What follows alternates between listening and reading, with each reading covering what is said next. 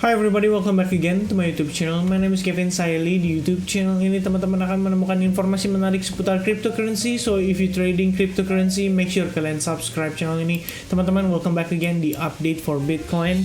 Jadi saya sedikit kurang mantep ya dari segi kesehatan tentunya.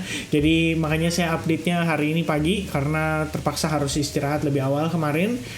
Guys, saya pengen discuss tentang kondisi Bitcoin. Tapi before kita masuk lebih jauh, saya pengen remind dulu ke teman-teman bahwa channel saya saat ini, kalau kalian lihat kenapa saya lakukan update day to day basis, karena sebenarnya lebih cocok buat teman-teman yang trading, dalam arti entry exit, entry exit, entry exit. Jadi kita belum ngomongin soal jangka panjang. Kalau misalkan kita ngomongin soal jangka panjang, mungkin teman-teman boleh mengacu pada beberapa video saya terakhir yang membahas tentang my roadmap on Bitcoin, terus juga ada berdasarkan historical data Bitcoin dan lain-lain ya. Jadi kalau misalnya kita in the short term, sebenarnya ada bisa pemanfaatan untuk trading lah ya, dan itu yang saya pribadi lakukan gitu loh. Jadi teman-teman, kalau misalkan Anda merasa bahwa Anda trading, ya ini cocok buat Anda ya sekalian yang mungkin memang butuh pandangan kedua atau secondary opinion ya.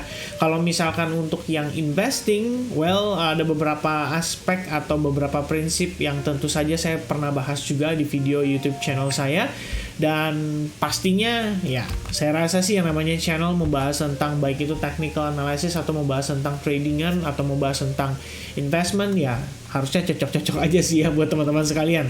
Tapi yang pasti saya cuma berharap teman-teman bijak aja dalam memanfaatkan konten ini. Jadi bukan digunakan sebagai oh ini loh kalau misalkan ini harus beli nih, ini buat jangka panjang bagus dan lain sebagainya ya. Saya juga nggak mungkin review terus-menerus kondisi fundamental, karena teman-teman yang ngikutin YouTube channel saya pasti udah tahu. Kita udah sempat berapa kali ngebahas tentang fundamental. Seperti misalkan contoh penyebab ya kenapa di sini kondisi market Bitcoin itu belum dalam keadaan ideal untuk kita ngelihat dia masuk ke buluran ya.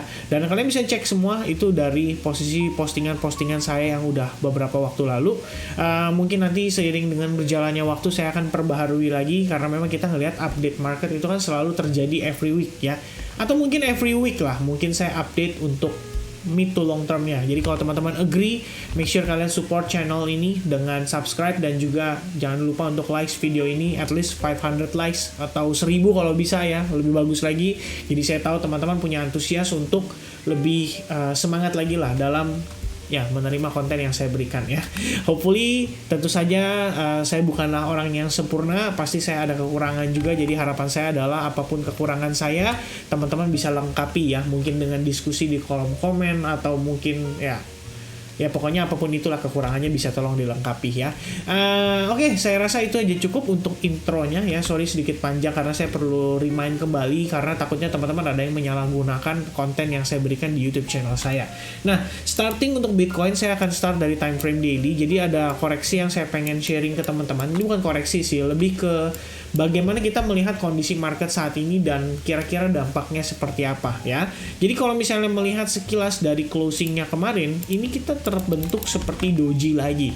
Lagi-lagi ada rejection, lagi-lagi ada rebound, tapi diakhiri dengan stuck ya, atau hanya di harga pada saat dia opening lagi. Nah, sebenarnya menilai dari kondisi ini, saya ada pertimbangan bahwa ada possibility kita bisa membentuk semacam symmetrical triangle pattern.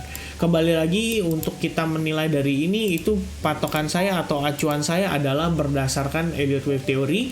Jadi kalau misalkan memang berdasarkan teorinya, wave 4 itu biasanya lebih kompleks, dia nggak gampang ya. Dalam arti kalau kalian baca di sini, wave 4 itu biasanya cenderung koreksi, terus harga itu cenderung sideways dalam waktu yang terextend ya, atau waktu yang lumayan panjang. Lalu wave 4 itu biasanya retrace kurang dari 38% dari si wave 3-nya. Volumenya itu lebih rendah dari wave 3-nya, which means ya kita strongly agree ya, untuk dari segi volume jelas banget ini ada decline ya, ada decline. Udah pasti ini lebih rendah gitu ya dari segi volume.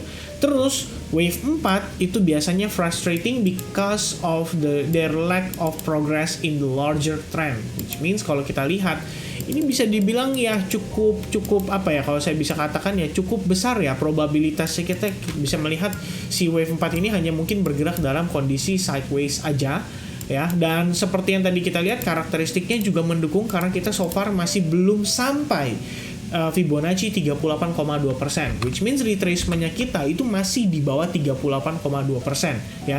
Kita cuman turun and then pull back and then sideways, ya. Jadi ada possibility kita bisa ngelihat dia sideways mungkin untuk lebih panjang, atau mungkin dalam waktu dekat kita bisa akan melihat adanya reaksi. Karena balik lagi guys, yang perlu di remind untuk teman-teman, ya, ini menjadi reminder saya juga, yaitu pada pekan ini di hari Kamis itu kita akan mendapatkan lebih tepatnya di hari Kamis itu akan ada rilis report dari FOMC meeting minutes pekan lalu atau 2 pekan lalu. Lalu di sini di hari Jumat juga akan ada non-farm payroll, yaitu data terkait dengan ketenaga kerjaan di Amerika Serikat. Artinya kita akan melihat bagaimana secara statistik menunjukkan apakah kondisi pengangguran di Amerika lagi meningkat atau lagi menurun, atau mungkin keadaannya baik-baik saja. Nah, sebenarnya nggak baik-baik aja ya. Kita tahu di sini kondisinya lagi nggak bagus. Nah, mungkin nanti di next video saya akan bahas satu konten khusus fundamental menjelaskan teman-teman betapa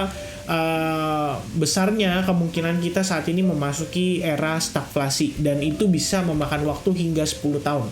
Jadi long term, ya. Tapi bukan berarti nggak ada koreksi. Nanti akan saya jelaskan mungkin di next update untuk ngebahas tentang fundamental tersebut.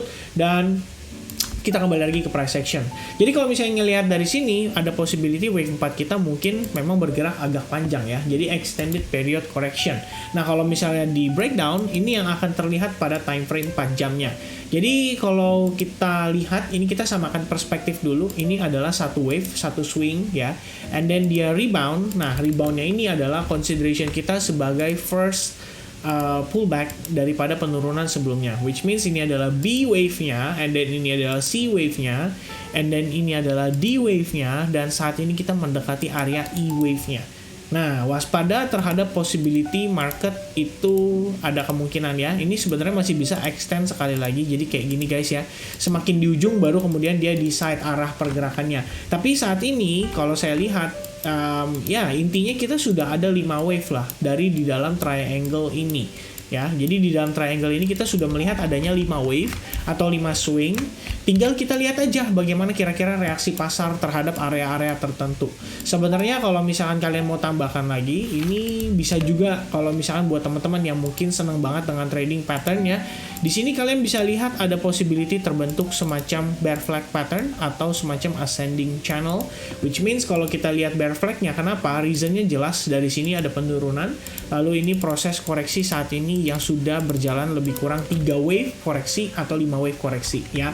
Jadi ada possibility seperti itu. Kita lihat dulu bagaimana reaksinya market nanti menjelang hari Jumat juga, karena biasanya menjelang non-farm payroll. Kalau misalnya untuk dolar indeks sih itu kecenderungannya flat. Cuman kalau kita lihat dolar indeks kemarin nggak flat, ya. Dolar indeks kemarin itu sangat signifikan. Bahkan dia sudah menembus area resistance line yang terbentuk dari si rising wedge pattern-nya. Jadi menurut saya ini cukup menarik untuk dilihat. Kalau misalkan si dolar masih melanjutkan penguatan, harusnya masih ada possibility kita akan melihat si Bitcoin itu terdecline lagi. Nah, untuk area juga yang kita perlu perhatikan adalah, sudah pasti guys, ini adalah area yang kita sudah tekankan dari beberapa hari lalu, yaitu bearish order block yang terbentuk pada kisaran area 20.400 sampai 20.500. Jadi as long area tersebut belum berhasil di break, agak waspada terhadap potensi rejection kembali terjadi. Nah, sebenarnya kalau kita lihat, ya, ini dari segi volumenya lumayan guys, ya. Sudah lumayan. Sebentar, saya ganti jadi oke, ini ke switch lagi, ya. Padahal kemarin saya sudah setting. Oke, jadi intinya gini, kalau dari segi volume ini lumayan, tapi kalau compare dengan penguatan yang terjadi di sini, ini volumenya masih cenderung turun, ya. Jadi istilahnya kita lihat aktivitas memang meningkat, jadi bisa jadi pertimbangan juga apakah dalam waktu dekat kita bisa melihat Bitcoin rebound. Karena sebenarnya balik lagi di closing kemarin itu sebetulnya cukup baik, cukup positif, ya. Dimana kita ngelihat ada doji candle 2 hari berturut-turut, lalu ada bull candle-nya. Nah, kalau misalkan kita mau ngelihat Bitcoin meneruskan penguatan, syaratnya adalah dia harus menginvalidasi trendline ini, which means dia harus break out dan juga dia harus sukses break dari kisaran range $21.600. Kalau misalnya hal tersebut belum terjadi, maka saya rasa tekanan bagi sellers itu masih akan berlanjut. Bahkan untuk teman-teman yang yang mungkin sekali lagi yang senang dengan pattern, kalian bisa lihat ada possibility kita bisa membentuk semacam broadening ya, ascending broadening wedge pattern. Jadi makin lama range-nya itu makin lebar, makin lama makin lebar ya. Tapi kalau broadening wedge pattern, terutama yang ascending, ini possibility-nya kecenderungannya itu adalah lebih ke penurunan. Jadi itu yang perlu diwaspadai oleh teman-teman yang saat ini mungkin lagi on trade ya. Perhatikan kalau misalkan seandainya kita break dari pattern ini, maybe ada possibility kita bakal ngetes ke bagian area bawahnya ya. Jadi itu aja sedikit tambahan dari saya untuk penutupan di video ini. Mungkin kesimpulan yang saya bisa berikan adalah saat ini saya sebenarnya masih condong ke arah short, to be honest ya guys. Saya masih lebih condong ke arah short. Memang sih agak was-was ngelihat rebound yang terjadi ini lumayan signifikan gitu.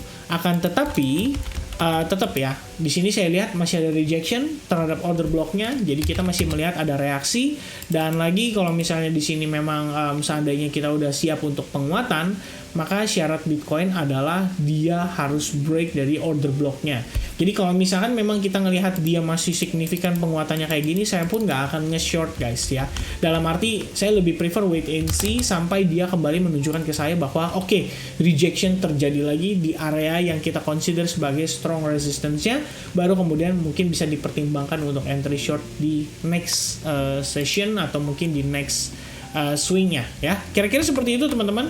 Once again thank you very much buat teman-teman yang udah nonton video ini sampai selesai. Hopefully kalian bisa mendapatkan informasi yang menarik dari apa yang saya sampaikan, dan sekiranya bermanfaat, make sure kalian give me your thumbs up. Jangan lupa subscribe channel ini juga, dan sampai ketemu lagi di update berikutnya. God bless everyone, have a nice day, cheers and goodbye.